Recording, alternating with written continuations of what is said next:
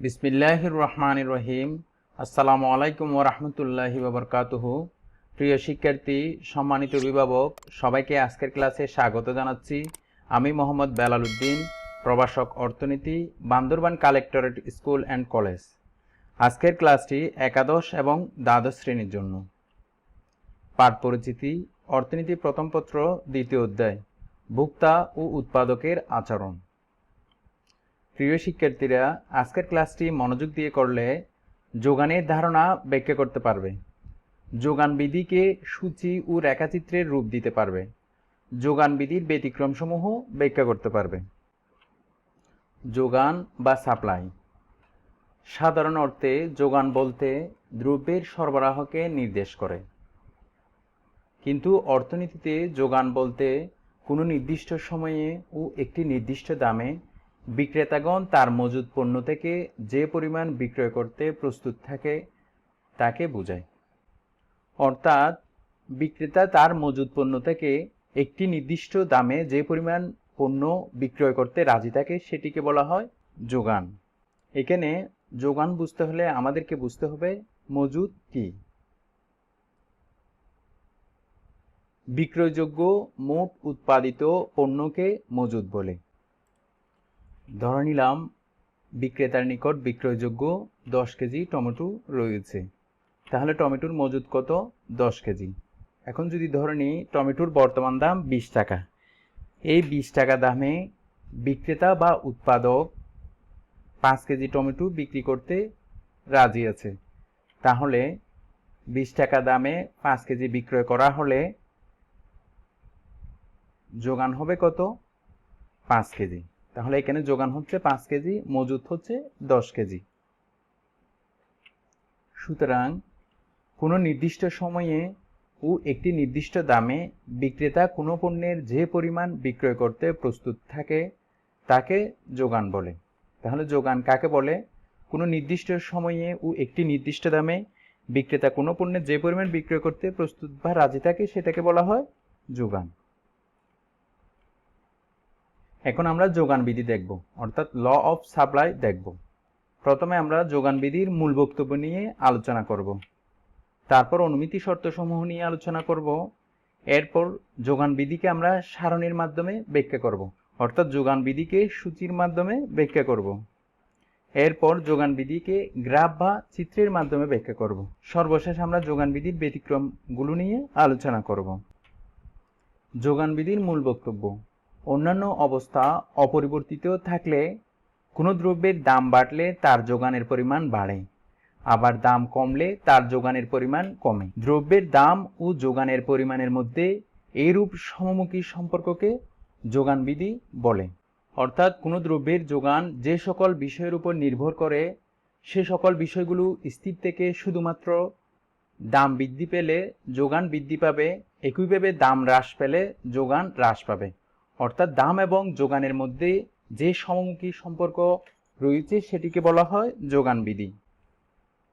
যোগান বিধি জানতে হলে আমাদেরকে যোগান অপেক্ষক সম্পর্কেও ধারণা থাকতে হবে। তাহলে আমরা যোগান অপেক্ষক কি সেটি দেখি। যোগানের উপর প্রভাব বিস্তারকারী বিভিন্ন উপাদানসমূহের সাথে যোগানের পরিমাণের নির্ভরশীলতার গাণিতিক প্রকাশকে যোগান অপেক্ষক বলে। যেমন QSX equal to function of Px, Pi, T, Fn, T tax। এখানে QSX সমান X দ্রব্যের যোগানের পরিমাণ, F হলো নির্ভরশীলতার চিহ্ন, Px হলো X দ্রব্যের দাম, Pi হলো ইনপুট বা উপকরণের দাম, ক্যাপিটাল T হলো কারিগরি জ্ঞান, Fn হলো প্রাকৃতিক উপাদান যেমন আবহাওয়া, খরা, ঘূর্ণিঝড় এগুলো, স্মল টি হলো সময়, ট্যাক্স হলো কর। মূল বক্তব্যে বলা হয়েছে অন্যান্য অবস্থা অপরিবর্তিত থাকবে। তাহলে অপেক্ষকের মধ্যে অন্যান্য অবস্থাগুলো হলো এক্স দ্রব্যের দাম ব্যতীত যে চলকগুলো রয়েছে, যেমন PI, capital T, FN, small t, tax. এই চলকগুলোকে আমরা স্থির ধরব। এগুলোকে যদি আমরা স্থির ধরতে চাই তাহলে এগুলোর উপরে আমরা বার চিহ্ন দিব। এই অবস্থায় যদি অন্যান্য বিষয়গুলি স্থির থাকে তাহলে দাম এবং যোগানের মধ্যে সম্পর্ক হবে সমমুখী। অর্থাৎ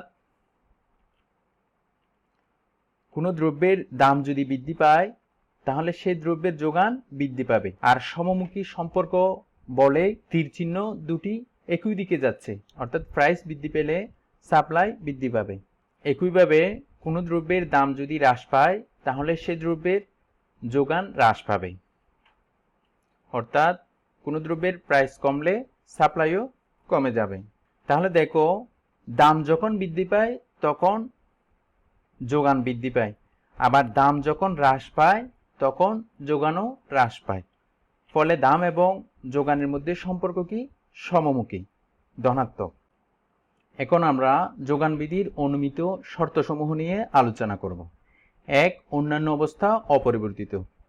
অর্থাৎ অন্যান্য অবস্থা বলতে এখানে উপকরণের দাম, কারিগরি জ্ঞান, সময়, ট্যাক্স সবগুলো কি থাকবে? স্থির থাকবে, অপরিবর্তিত থাকবে। দুই হচ্ছে চাহিদার সাথে যোগানও পরিবর্তনশীল হবে, অর্থাৎ চাহিদার সাথে সঙ্গতি রেখে যোগান পরিবর্তনশীল হবে। তিন, বিক্রেতা যুক্তিশীল হবে, অর্থাৎ কোনো দ্রব্যের দাম বৃদ্ধি পেলে বিক্রেতা যোগান বেশি দিবে, একইভাবে দাম কম পেলে যোগান কম দিবে। চার, একক প্রতি পণ্যের উৎপাদন খরচ স্থির, অর্থাৎ কোনো দ্রব্যের উৎপাদন যে অনুপাতে বৃদ্ধি পাবে উৎপাদন খরচও সেই অনুপাতে বৃদ্ধি পাবে। পাঁচ, প্রাকৃতিক অবস্থা স্থিতিশীল, অর্থাৎ কোনো ধরনের ঘূর্ণিঝড়, খরা, অনাবৃষ্টি বা অতিবৃষ্টি হবে না। এখন আমরা যোগান বিধিকে সারণী বা সূচির মাধ্যমে ব্যাখ্যা করব। ধরে নিলাম একটি আপেলের দাম 5 টাকা। এই অবস্থায় বিক্রেতা একটি আপেল বিক্রয় করতে রাজি আছে, তাহলে 5 টাকা দামে আপেলের যোগান হচ্ছে একটি। আবার যদি আপেলের দাম বৃদ্ধি পেয়ে 10 টাকা হয়, একটি আপেলের দাম বৃদ্ধি পেয়ে কত হলো? 10 টাকা। যদি আপেলের দাম বৃদ্ধি পায় তাহলে বিক্রেতা এখন 3টি আপেল বিক্রয় করতে রাজি আছে। আবার যদি আপেলের দাম 10 টাকা থেকে বৃদ্ধি পেয়ে 20 টাকা হয় তাহলে বিক্রেতা 5টি আপেল বিক্রয় করতে রাজি আছে। এখন দেখো, দাম বৃদ্ধি পেলে যোগানের পরিমাণ বৃদ্ধি পাচ্ছে, অর্থাৎ আপেলের দাম যখন 5 টাকা তখন আপেলের যোগান হচ্ছে একটি। আপেলের দাম যখন 10 টাকা তখন আপেলের যোগান হচ্ছে 3টি। আবার আপেলের দাম যখন 20 টাকা তখন আপেলের যোগান হচ্ছে 5টি। অর্থাৎ দাম বৃদ্ধি পেলে যোগানের পরিমাণ বৃদ্ধি পায়। একইভাবে দাম যদি 20 টাকা থেকে হ্রাস পেয়ে 10 টাকা ও 5 টাকা হয় তাহলে যোগানের পরিমাণও 5টি থেকে হ্রাস পেয়ে 3টি ও 1টি হয়। অর্থাৎ অন্যান্য অবস্থায় স্থির থাকলে দাম এবং যোগানের পরিমাণের মধ্যে সম্পর্ক হচ্ছে ধনাত্মক। যেমন দেখে এখানে, দাম যখন 5 টাকা থেকে বৃদ্ধি পেয়ে 10 টাকা 20 টাকা হয় তখন যোগানের পরিমাণ হচ্ছে 1টি, 3টি ও 5টি। একইভাবে দাম যদি 20 টাকা থেকে হ্রাস পেয়ে 10 টাকা ও 5 টাকা হয়, যোগানের পরিমাণও হ্রাস পেয়ে 5টি থেকে 3টি ও 1টি হয়। তাহলে দেখো, দাম এবং যোগানের পরিমাণের মধ্যে সম্পর্ক হচ্ছে সমমুখী। তাহলে এখন যদি আমরা এই বাস্তবিক মানগুলোকে সারণীর মাধ্যমে প্রকাশ করি তাহলে পাই, সারণীতে বাম পাশে দাম ধরা হয়েছে, ডান পাশে যোগানের পরিমাণ ধরা হয়েছে, এবং দাম যখন 5 টাকা হয় তখন যোগানের পরিমাণ হচ্ছে 1 একক। দাম যখন 10 টাকা হয় তখন যোগানের পরিমাণ হচ্ছে 3 একক।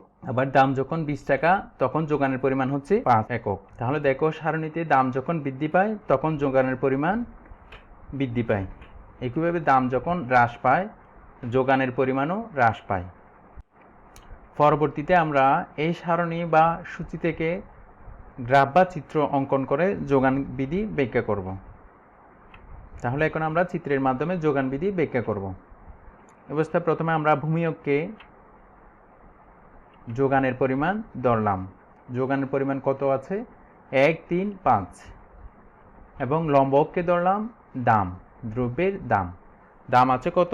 5 টাকা, 10 টাকা, 20 টাকা। সারণীতে দেখো, দাম যখন 5 টাকা তখন যোগানের পরিমাণ হচ্ছে 1 একক। তাহলে 5 টাকা দাম এবং যোগানের পরিমাণ 1 একক, এর সংমিশ্রণ বিন্দু এ দ্বারা নির্দেশ করা হয়েছে। আবার যদি দাম বৃদ্ধি পেয়ে 10 টাকা হয় তাহলে যোগানের পরিমাণ 1 একক থেকে বৃদ্ধি পেয়ে 3 একক হয়, যার সংমিশ্রণ বিন্দু বি দ্বারা নির্দেশ করা হয়েছে। দ্রব্যের দাম 10 টাকা থেকে বৃদ্ধি পেয়ে 20 টাকা হলে দ্রব্যের যোগানও 3 একক থেকে বৃদ্ধি পেয়ে 5 একক হয়, যার সংমিশ্রণ বিন্দু সি দ্বারা নির্দেশ করা হয়েছে। এখন যদি আমরা সংমিশ্রণ বিন্দু এ, বি ও সি যোগ করি তাহলে এসএস যোগান রেখা পাবো। চিত্রে দেখো, দাম যখন 5 টাকা থেকে 10 টাকা ও 20 টাকা হয় তখন যোগানের পরিমাণও 1 একক, 3 একক ও 5 একক হয়। একইভাবে দাম যদি 20 টাকা থেকে হ্রাস পেয়ে 10 টাকা ও 5 টাকা হয় তখন যোগানের পরিমাণ 5 একক থেকে হ্রাস পেয়ে 3 একক ও 1 একক হয়। তাহলে দেখো, দাম এবং যোগানের মধ্যে সম্পর্ক কি? সমমুখী বা ধনাত্মক। আর এই সমমুখী বা ধনাত্মক সম্পর্কের কারণে যোগান রেখা বাম থেকে ডান দিকে ঊর্ধ্বগামী হয়েছে। এখন আমরা যোগান বিধির ব্যতিক্রমসমূহ নিয়ে আলোচনা করব। 1.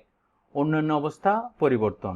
উপকরণের দাম, কারিগরি জ্ঞান, প্রাকৃতিক উপাদান যেমন আবহাওয়া, খরা, সময় ইত্যাদি এগুলো যদি পরিবর্তন হয় তাহলে যোগান বিধি কার্যকর হবে না।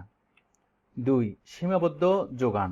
যে সকল দ্রব্যের যোগান সীমাবদ্ধ সে সকল দ্রব্যের ক্ষেত্রে যোগান বিধি কার্যকর হবে না। যেমন জমি বা ভূমির যোগান হচ্ছে সীমাবদ্ধ, এই ক্ষেত্রে দাম বাড়লেও যোগান বাড়ানো সম্ভব নয়। যেমন চিত্রে দেখানো হলো যোগানের পরিমাণ এবং লম্বককে দেখানো হলো দাম। দাম যদি P1 হয় তাহলে যোগানের পরিমাণ হচ্ছে Q0, যার সংমিশ্রণ বিন্দু এ দ্বারা নির্দেশ করা হয়েছে। এই অবস্থায় ধরে নিলাম দ্রব্যের দাম P1 থেকে বৃদ্ধি পেয়ে P2 হলো। এই অবস্থায়ও দ্রব্যের যোগান হচ্ছে Q0, যার সংমিশ্রণ বিন্দু বি দ্বারা নির্দেশ করা হয়েছে। এখন যদি আমরা এ এবং বি বিন্দু যোগ করি তাহলে এসএস রেখা পাই, যা লম্বকের সমান্তরাল। তাহলে যে সকল দ্রব্যের যোগান সীমাবদ্ধ সে সকল দ্রব্যের ক্ষেত্রে চাহিদা বাড়লে দাম বৃদ্ধি পাবে, চাহিদা হ্রাস পেলে দাম হ্রাস পাবে, কিন্তু যোগান স্থির থাকবে। যেমন ভূমি বা জমির যোগান হচ্ছে সীমাবদ্ধ। সুতরাং যে সকল উপকরণের যোগান স্থির সে সকল উপকরণের দামের পরিবর্তন হলেও যোগানের কোনো পরিবর্তন হয় না। অর্থাৎ যে সকল দ্রব্যের যোগান সীমাবদ্ধ বা স্থির সে সকল দ্রব্যের ক্ষেত্রে যোগান বিধি কার্যকর নয়। 3. ভবিষ্যতে দাম পরিবর্তনের সম্ভাবনা। ভবিষ্যতে দাম আরও বাড়ার সম্ভাবনা থাকলে বর্তমানে বেশি দামেও যোগান বাড়ে না। আবার ভবিষ্যতে দাম কমার সম্ভাবনা থাকলে বর্তমানে কম দামেও যোগান বাড়ে। 4. পশ্চাৎমুখী যোগান রেখা। শ্রমের ক্ষেত্রে যোগান বিধি কার্যকর হয় না, কারণ একটি নির্দিষ্ট পর্যায়ের পর মজুরি বৃদ্ধি করা হলে শ্রমের যোগান বৃদ্ধি পায় না, বরং শ্রমের যোগান হ্রাস পায়। বিষয়টি চিত্রের মাধ্যমে দেখানো হলো। চিত্রের ভূমি অক্ষে শ্রমের যোগান দেখানো হলো এবং লম্ব অক্ষে মজুরি দেখানো হলো। মজুরি যখন W1 তখন শ্রমের যোগান হচ্ছে L1, যার সংমিশ্রণ বিন্দু এ দ্বারা দেখানো হয়েছে। মজুরি W1 থেকে বৃদ্ধি পেয়ে W2 হলে শ্রমের যোগান L1 থেকে বৃদ্ধি পেয়ে L2 হয়, যার সংমিশ্রণ বিন্দু বি দ্বারা নির্দেশ করা হয়েছে। এখানে এ থেকে বি বিন্দুতে যে যোগান রেখা পাবো এটাতে যোগান বিধি কার্যকর হয়েছে, কারণ এখানে মজুরি বাড়লে শ্রমের যোগান বৃদ্ধি পেয়েছে। আবার যদি মজুরি আরো বৃদ্ধি করা হয়, W3 করা হয়, তাহলে শ্রমের যোগান L2 থেকে হ্রাস পেয়ে L1 হয়, যার সংমিশ্রণ বিন্দু সি দ্বারা নির্দেশ করা হয়েছে। এখন যদি আমরা সংমিশ্রণ বিন্দু এ, বি ও সি যোগ করি তাহলে পশ্চাৎগামী যোগান রেখা পাবো। এই এসএস যোগান রেখার মধ্যে এ থেকে বি পর্যন্ত যে যোগান রেখা সেখানে যোগান বিধি কার্যকর হয়েছে, কিন্তু বি থেকে সিতে কার্যকর হয়নি, কারণ বি থেকে সিতে মজুরি বৃদ্ধি পেলেও শ্রমের যোগান হ্রাস পেয়েছে। শ্রম বাজারের ক্ষেত্রে মজুরি যখন কম হয় জীবন ধারণের জন্য তখন মানুষ বেশি পরিমাণ শ্রম দেয়। আবার শ্রমিক যে মজুরিতে সন্তুষ্ট থাকে তার তুলনায় যদি মজুরি বৃদ্ধি পায় তাহলে শ্রমিক তখন শ্রমের যোগান কমিয়ে দেয়, কারণ তখন শ্রমিক আরাম আয়েশ সেগুলো পছন্দ করে। সুতরাং মজুরি অধিক বাড়লে শ্রমের যোগান বৃদ্ধি নাও পেতে পারে। 5. উৎপাদন খরচ। বিভিন্ন কারণে উৎপাদন খরচ বৃদ্ধি পেলে বেশি দামেও যোগান বিশেষ বাড়ে না, কারণ এই অবস্থায় মুনাফা কমে। অর্থাৎ যে সকল দ্রব্যের ক্ষেত্রে দ্রব্যের দাম বৃদ্ধি অপেক্ষা খরচ বেশি বৃদ্ধি পাবে, সে সকল ক্ষেত্রে যোগান নাও বাড়তে পারে। 6. প্রাকৃতিক অবস্থা। প্রাকৃতিক অবস্থা প্রতিকূলের কারণে উৎপাদন ব্যাহত হলে দাম বাড়লেও যোগান বাড়ানো সম্ভব নয়। অর্থাৎ কোনো কারণে যদি ঘূর্ণিঝড়, জলোচ্ছ্বাস, অতিবৃষ্টি, অনাবৃষ্টির কারণে উৎপাদন ব্যাহত হয়, সেক্ষেত্রে পণ্যের দাম বৃদ্ধি পেলেও যোগান বাড়ানো সম্ভব নয়। অর্থাৎ এক্ষেত্রে যোগান বিধি কার্যকর নয়, বিশেষ করে তা কৃষিক্ষেত্রে হয়ে থাকে। 7. মৌসুমী দ্রব্যের ক্ষেত্রে। মৌসুমী দ্রব্যের ক্ষেত্রে অসময়ে দাম বেশি হলেও অধিক যোগান লাভের সম্ভাবনা থাকে না, আবার ভরা মৌসুমে দাম কম হলেও যোগানের পরিমাণ কমে না। 8. অর্থনৈতিক দুরবস্থা। অর্থনৈতিক দুরবস্থার সময় উৎপাদকের নিকট অর্থের প্রয়োজন দেখা দিলে দাম কম হলেও উৎপাদক যোগান বেশি দিতে পারে। অর্থাৎ কোনো উৎপাদকের নিকট যদি টাকার খুব বেশি প্রয়োজন হয়, সে অবস্থায় দাম কম হলেও সে বেশি পরিমাণ যোগান দিতে পারে। এই অবস্থায় যোগান বিধি কার্যকর হবে না। এখন তোমাদের জন্য একটি বাড়ির কাজ রইল, পারো কিনা দেখবে। চাহিদা ও যোগান সূচি নিম্নরূপ। উদ্দীপক থেকে যোগান রেখা অঙ্কন করবে। তাহলে আজকের ক্লাস এই পর্যন্ত। সবাই ভালো থাকবে, সুস্থ থাকবে। আল্লাহ হাফেজ।